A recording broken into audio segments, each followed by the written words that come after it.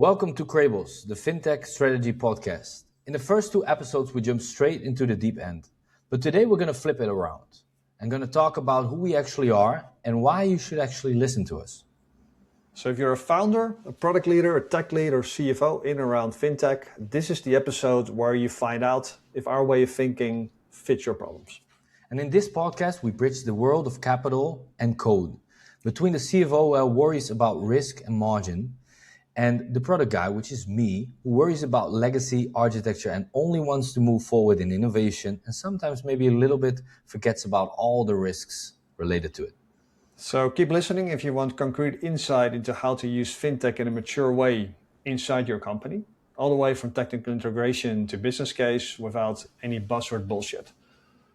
So this is the part, Maurice, where we're going to do a quick introduction of ourselves. How did we end up in this podcast? But probably the more important question, how did we end up in FinTech to begin with? That's a very, very good question. So, all right, I will start with myself. So my name is Maurice Adam Weber. I was born and raised in the Netherlands in a city called Spijkenisse. And I've been over 15 years right now in the technology realm of things. So I saw quite of an evolution of the beginning of the cell phones, beginning of the internet. And from that, I was always fascinated about the things that were happening on the internet, especially the revolutionary aspects of it. So going from the www network and revolving into actually like very new technologies like blockchain. And bear in mind, I've been in blockchain and crypto for over 10 years. So it's not a new thing that's around the block for the last couple of years, which is what most people think. And over the last 10 years, I've had the technology company Crables. And I believe in the last couple of years, we actually pivoted way more towards the FinTech realm of things, which is the financial technology side of what companies been struggling with. So we help companies from bigger to the smaller ones with their custom IT solutions. Could be integrations, could be consulting on the side of what you should be doing, what you shouldn't be doing in terms of development, what you should be buying or what you should be building. And we work for clients from the government to famous international influencers that need to get their own application or their own ecosystem, so to say. And I think the last couple of years we've been pivoting, as I said before, towards the financial technology because we've seen many big and complex cases where we are quite good at in solving them. Could be in public transport, could be in different sectors that we're focusing on. And that's also how we eventually got to know each other, Michael, right? We need to have someone who is quite a veteran in the FinTech realm of things. So yeah, Michael, that's where we're sitting here. So who's Michael? So Michael Roos, so I actually ended up in FinTech with a short and brief detour. My background is financial, as you know, love numbers, got to love technology, specifically FinTech even more, but I started off in finance, Blue Monday in auditing. I ran away from that screaming because an auditor is not quite for me. It's not business driven enough. It's not commercial enough. Subsequently worked in asset-backed finance, which was a very interesting space, also from a technology side, but that's not for today's podcast. Today we're talking about FinTech. So I actually started off in FinTech in 2008. And 2008 was when, kind of to your point, things were taking off, right? So everything was new, everything was exciting. I call it the cowboy days of FinTech. FinTech businesses were not regulated, FinTech businesses were not mature, and that changed a lot in the last decade. I think in the last decade, FinTech has been forced to be mature. And I think that's one thing I've learned about my time in FinTech. So FinTech had to mature. And the other side is that most FinTechs struggled with the technology angle. So they were commercially driven businesses which were solving a need for globally operating e-commerce platforms specifically. How can you pay and collect payments globally in an efficient and cost-effective manner, right? That's the foundation of FinTech at that time. And I think what people forget is that technology is crucial in that. And the challenge is that technology is not crucial in year one and not even in year three. Technology becomes crucial after operating for 5, 10 years when you start building up your legacy. And this is, I think, where you and I, Maurice, have the most experience, is that companies start being slowed down because of their technical debt, because of their technical legacy. And I think one of the projects that we first started working together is that awareness, right? We're going to start something new, but Yeah. we want to build Absolutely. it in a way that it's sustainable and future proof from the get go. And Yeah. this is, I think, where our listeners can benefit a little bit from our experience, because when you make the right decisions early on, your business will thrive, your business will benefit in the long term. So it's that friction between short term expense and long term return. Yeah. And I think that's also exactly your role in this podcast, is to test every technical dream against the cash flow, the risk, and the scalability. So Yeah. you don't end up with the coolest tech in a bankrupt company, right? And one of the other things which is important, of course, is the weighing off what you should and what you shouldn't be doing, especially taking into account like the debt, the technical debt that you're building up. If you don't do it right at the beginning, but you also don't want to be investing in things that are quite useless, especially in the beginning of a company, right? If once you're a startup, Yeah. right? Yeah, I think one of the challenges you have is, and I'm going to kind of contradict myself a little bit, right? So if you're only focused on the expense side when it comes to technology, you're not going to be investing long term because you're always focused on short term. But that's a topic for another day. But how do you measure the return on a technology investment, right? That's an important topic for us to start tackling in this podcast. Yeah, yeah, Having that said, I fully recognize what you said, right? I'm going to spend a lot of money on effectively fluff in terms of it makes my product look sexier, it makes my product look cooler, but it doesn't add a ton of features. And with that in mind, I want to kind of challenge you a little bit. Is when did you build a bunch of fluff where you, in hindsight, thought, well, this probably wasn't the smartest idea in the world? well, I think that was actually my first real tech application that I was building when I had my own supplement company, which I had before I started in technology. And I wanted to have something scalable, which eventually I ended up in technology. And someone in my team said, like, let's build an app. I started building an app.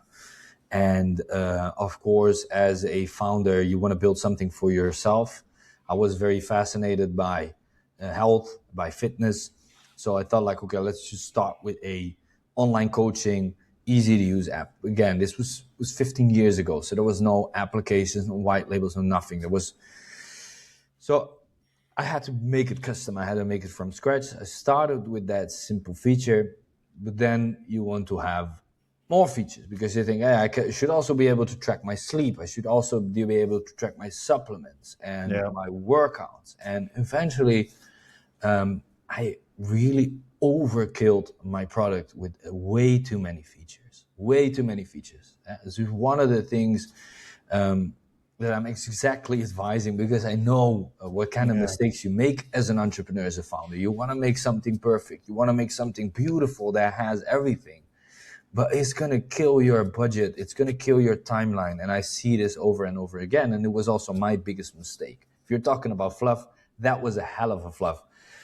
Took me 3 years instead of 3 months.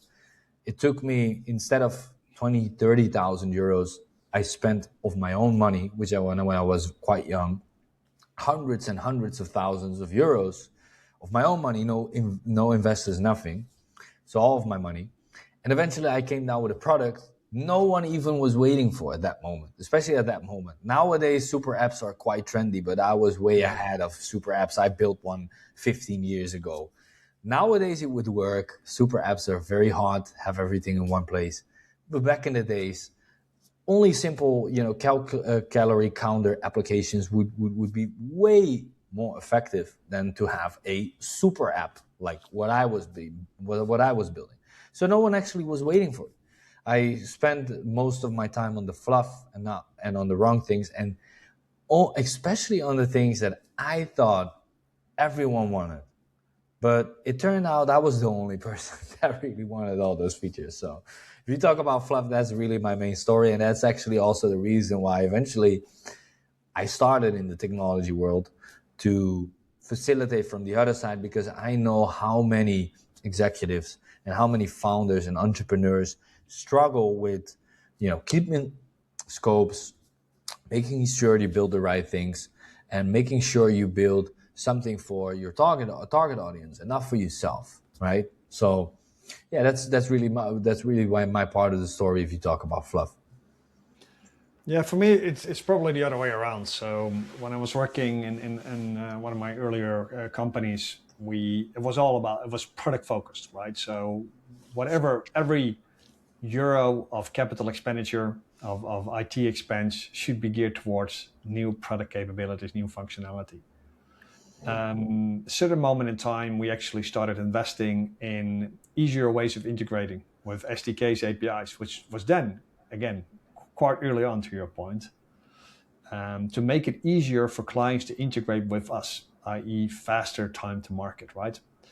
And at the same time, we were also investing in the first layer of data analytics, which again was completely uncommon. It was basically you generate a report, you put it on a file server, and that was it.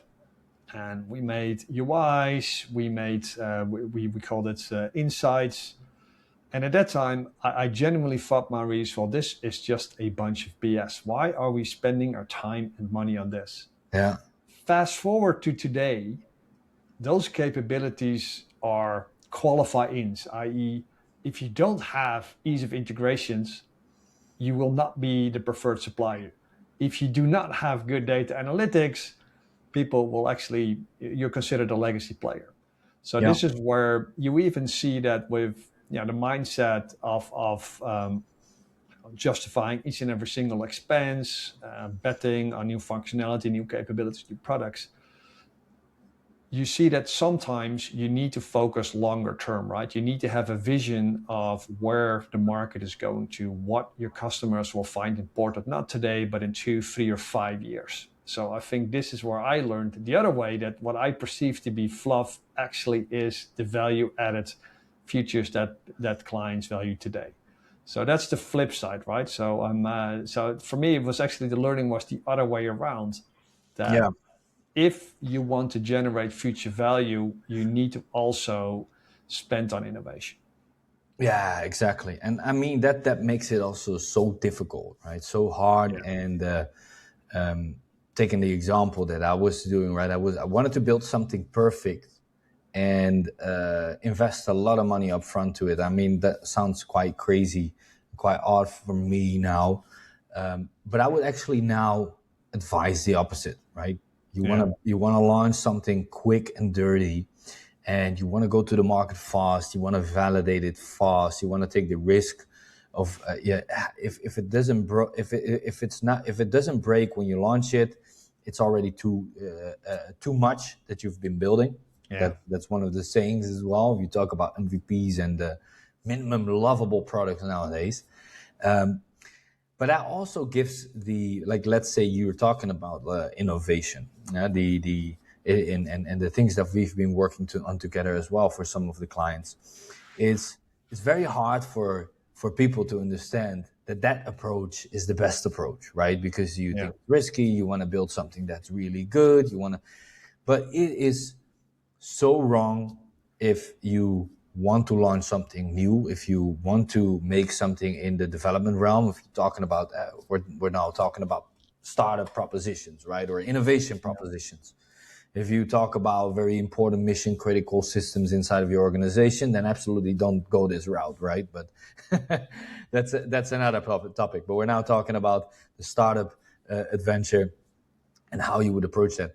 I would approach it in the opposite way. You would want to launch quickly, and then you get all the information with the data, and the data would tell you what kind of changes you would have to do in your system, right? Yeah. Now, if you talk about other systems that you would want that are way more business critical, you of course want to take a very secure approach, and that's way more taken into account all the complexities and all the things that could go wrong, also in terms of what could break, right? It's a different kind of topics, right? But I Absolutely. think what's also good is the on paper we're exactly the two people who drive each other crazy inside of an organization, the product guy who always wants to move forward, and the CFO, right? So that's good, and that's also a little bit of the mix that we have during these podcasts. Yeah, and it's that conjunction, right? It's where you meet in the middle where you get the most result. Because again, I think the example you gave is where you would have needed a little bit more of me.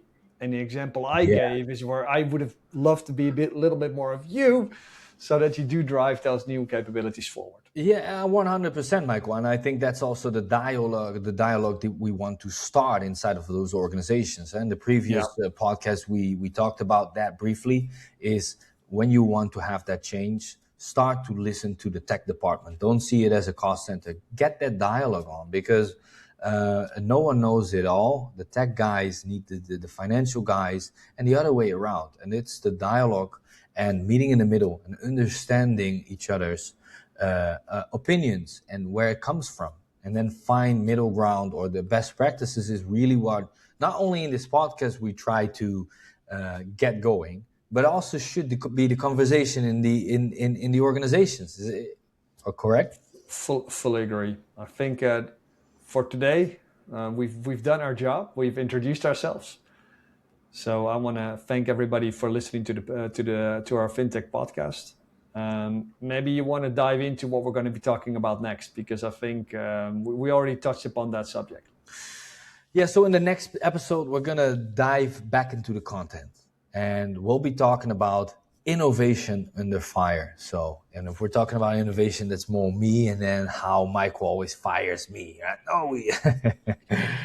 So it's going to be a fun one. And trust us, we'll definitely not agree on everything, right? And that's probably very likely. Hey, thanks, Maurice. Thank you.